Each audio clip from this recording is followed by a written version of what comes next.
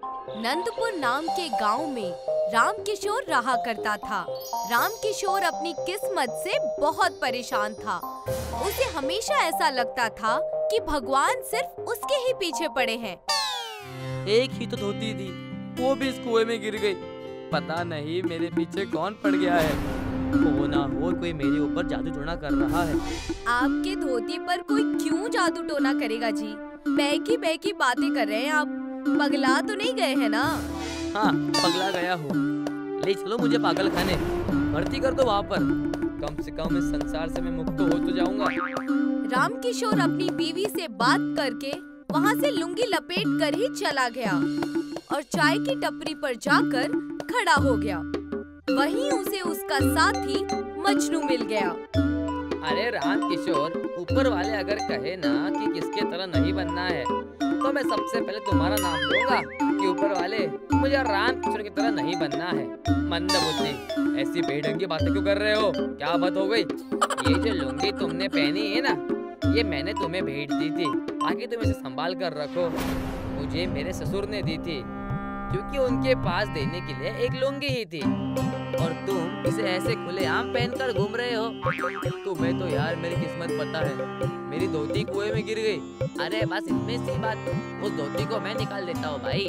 मजनू राम किशोर की धोती निकालने कुएं के अंदर चला गया।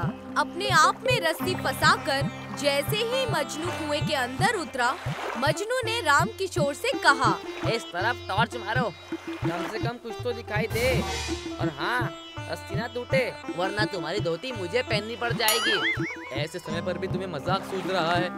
मजनू उस कुएं के अंदर तक जा चुका था। उसने देखा कि कुएं के पानी के ऊपर एक धोती दिखाई दे रही है। मिल गई, धोती मिल गई। मजनू ने धोती जैसे ही वहाँ से ली, उसकी नजर कुएं के आखिरी हिस्से पर पड़ी। वहाँ मजनू ने देखा कि एक टूटी हुई डोली, जो कि कई साल पुरानी लग रही थी, उस कुएं में तैर रही थी। अरे राम किशोर, तुमने बताया नहीं तुम्हारी बेटी विदा हो चुकी है, या ये भाभी जी की डोली है? ऊपर आ जाओ, मजाक मत करो। धोती मिल गई है ना? मजनू कुएं के ऊपर आने लगा। तब उसने अपने साथ वो डोली भी ले ली और डोली कुएं के बाहर ले ली। जाते वक्त तुम बेहद हल्के थे, आते वक्त इतने भारी कैसे हो गए? अरे ये देखो, मुझे ये डोली कुएं के अंदर मिली। ये उस कुएं में किसने डाली? ये कुआं तो मेरे पूर्वजों का है, यहाँ तो कोई आता जाता है नहीं। भला मेरे घर में कौन आएगा? डोली को उन्होंने बाहर रखा ही था कि डोली चमकने लगी। उसमें से एक रोशनी निकलने लगी, जिसे देखकर वो दोनों बहुत डर गए। डर के मारे मजनू ने अपने हाथ में रखी हुई धोती को डोली में फेंक दिया। उस डोली के अंदर कई सारे धोती नजर आने लगे, जिसे देखकर दोनों एकदम हैरान रह गए। इतने सारे धोती, ये कैसा पागलपन देख रहे हैं हम दोनों। ये कोई मामूली डोली नहीं है भाई, ये जादुई डोली है। देखो कैसे हमने इस पर धोती डाली, और इस डोली ने हमें कई सारी धोती दे दिए। हम इसमें कुछ और नहीं डाल सकते क्या? मुझे बड़ी घबराहट हो रही है। अगर ऐसा हुआ तो हम तो माला माल हो जाएंगे। राम किशोर अपने घर जाकर एक बोरी चावल लेकर आता है और उसे डोली में डाल देता है, और देखते ही देखते उसमें एक रोशनी आ जाती है और कई सारे चावल की बोरियां आ जाती हैं। अब हम अमीर हो गए। ऊपर वाले का लाख लाख शुक्र है। किस्मत हो तो मेरे जैसी हो, पैसा ही पैसा होगा। हाँ भाई, हमेशा तुम किस्मत पर रोते हो। आज क्या हो गया? जब सब बुरा होता है ना, तब मैं किस्मत को कोसता हूँ, और जब अच्छा होता है तो मैं नहीं मानता। अब हम इस डोली से एक ढाबा खोलेंगे, लोगों को इस डोली की मदद से खाना खिलाएंगे और अपना घर चलाएंगे। लेकिन याद रहे, इस जादुई डोली के बारे में किसी को पता ना चले। और ठीक वैसा ही हुआ। मजनू और राम किशोर ने डोली का ढाबा खोल दिया। राम किशोर ने कई सारे नकली डोली लोगों के बैठने के लिए लगा दिया, और मजनू असली जादुई डोली को हमेशा रसोई घर में रखता। जब भी कुछ बनाना होता, वो उस चीज को डोली में डाल देता और देखते ही देखते वो चीज उसमें कई गुना ज्यादा बढ़ जाती। आज हमारे डोली के ढाबे का पहला दिन है। ऊपर वाला करे सब ठीक हो। आज लेकिन खाने में बनाएंगे क्या हम? आज हम बनाएंगे राजमा चावल। 1 प्लेट राजमा चावल बनाकर रख दो और देखो। राम किशोर ने एक प्लेट में राजमा चावल एक चूल्हे पर बनाया और उसे उस डोली में रख दिया। जैसे ही उसने उस राजमा चावल के प्लेट को डोली में रखा, वहाँ पर कई प्लेट राजमा चावल आ गए। यहाँ से तो खुशबू बहुत अच्छी आ रही है। आखिर क्या बनाया है आप लोगों ने? और ये ढाबा तो बहुत नया है और बहुत शानदार भी। इस ढाबे को डोली का ढाबा कहते हैं जी। यहाँ हम लोगों को डोली में बिठाकर उन्हें खाना खिलाते हैं। ये है हमारे ढाबे की अनोखी बात। आप जहाँ चाहिए उस डोली में बैठ जाइए, मैं आपको राजमा चावल परोसता हूँ। ढाबे में आई हुई ग्राहक डोली में बैठ जाती है और राजमा चावल बड़े चाव से खाने लगती है। देखते ही देखते पूरे गांव में डोली के ढाबे की बात सबको पता चल जाती है। उसी गांव में उन दोनों का दुश्मन और गांव का दादा जग्गा रहता था। जग्गा की हमेशा राम किशोर और मजनू से अनबन रहती थी। सुना है कस्बे में कुछ लोगों के पास बेहद पैसे आ रहे हैं, चलकर हफ्ता मांग ले क्या?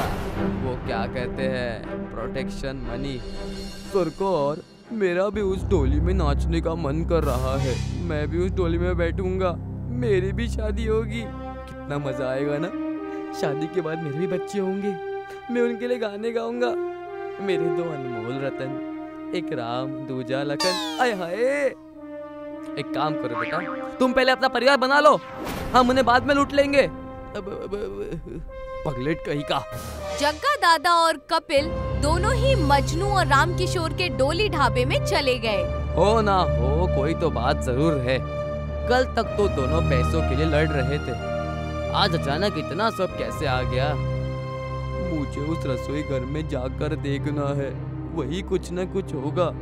कपिल और जग्गा दादा ढाबे की रसोई में चले गए और वहां जाकर देखा कि रसोई घर में एक डोली रखी हुई है जिसके अंदर खूब सारे पैसे रखे हुए हैं, जिसे देखकर दोनों दंग रह गए।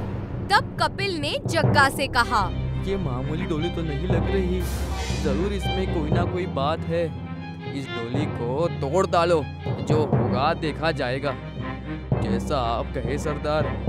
कपिल ने बाहर रखी हुई एक बड़ी सी कुल्हाड़ी ले ली। कपिल ने उस कुल्हाड़ी से इतनी तेज उस डोली पर हमला किया कि डोली टूट गई। डोली जैसे ही टूटी, हवाएं चलने लगी और उस डोली में से एक खूबसूरत प्रेमी जोड़ा बाहर निकल आए और वो कहने लगे, धन्यवाद मित्र, तुमने हम 2 प्रेमियों को मुक्त कर दिया है। इस डोली में हम श्राप के वजह से कैद थे। तुमने इस डोली को तोड़कर हम दोनों की प्रार्थना सुन ली। ये सब क्या हो रहा है? मुझे तो कुछ समझ नहीं आ रहा। डोली टूटने की आवाज सुनकर राम किशोर और मजनू वहां पहुंच गए। नहीं, ऐसा कैसे हो गया? हमारे साथ बुरा हो गया। अब मैं क्या करूं? हमारी डोली तोड़ दी। राम किशोर और मजनू को रोता हुआ देखकर प्रेमी जोड़ा उनसे कहने लगा, निराश मत होइए, ये डोली अब भी आपकी इच्छा से काम करेगी। आप फिक्र बिल्कुल मत कीजिए। हम हमारी शक्तियों का एक हिस्सा डोली में छोड़ दे रहे हैं और इन दोनों दुष्टों को एक मौका भी दे रहे हैं सुधरने का। हमें माफ कर दो, हम तुम्हारे इस डोली के ढाबा में काम करने के लिए भी तैयार हैं। माफ कर दो। जग्गू दादा के इतना कहते ही प्रेमी जोड़ा गायब हो गया। राम किशोर और मजनू दोनों ही अपनी जिंदगी डोली ढाबे की मदद से अच्छी तरह बिताने लगे और उन्होंने जग्गू दादा और कपिल को भी अपने यहाँ काम पर रख लिया।